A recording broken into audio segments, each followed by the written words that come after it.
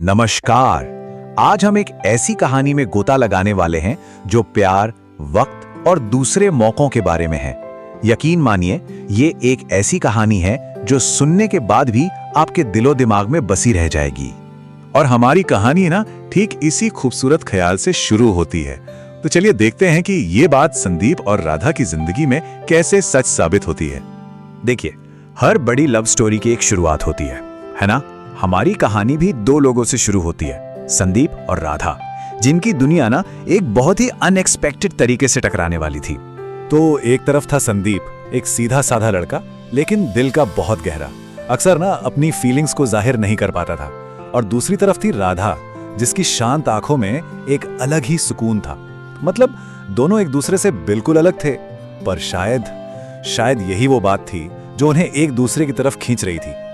और उनकी पहली मुलाकात वो हुई कॉलेज की लाइब्रेरी की खामोशी में।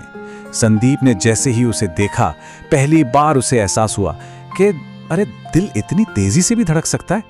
ये बस एक छोटा सा शांत लम्हा था, लेकिन यहीं से कुछ बहुत बड़ा शुरू होने वाला था।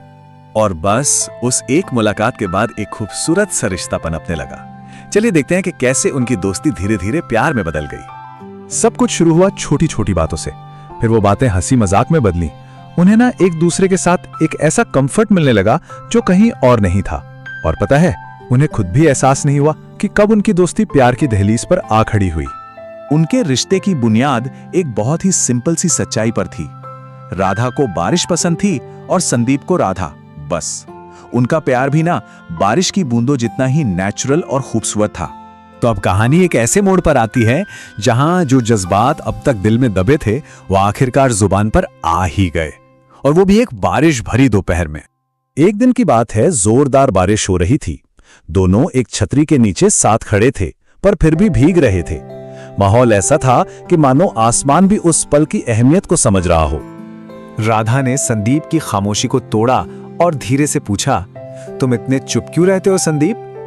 बस इस एक सीधे से सवाल ने उन सभी अनकहे शब्दों के लिए रास्ता खोल दिया। और शायद पहली बार संदीप ने अपनी झिझक को सामने आने दिया। उसने माना, क्योंकि जो कहना चाहता हूं वो कहने से डर लगता है। और फिर कांपती हुई आवाज में उसने आखिरकार वो 3 शब्द कह ही दिए जिन्हें वो कब से अपने दिल में छिपाए बैठा था। मैं तुमसे बहुत प्यार करता हूं। राधा की आंखों में खुशी के आंसू थे और होठों पर एक मुस्कान। उसने जवाब दिया, मैं भी तुमसे बहुत प्यार करती हूं। उस पल बारिश की उन बूंदों के बीच उनका प्यार जैसे पूरा हो गया था। लेकिन जैसा कि अक्सर कहानियों में होता है, किस्मत को शायद कुछ और ही मंजूर था।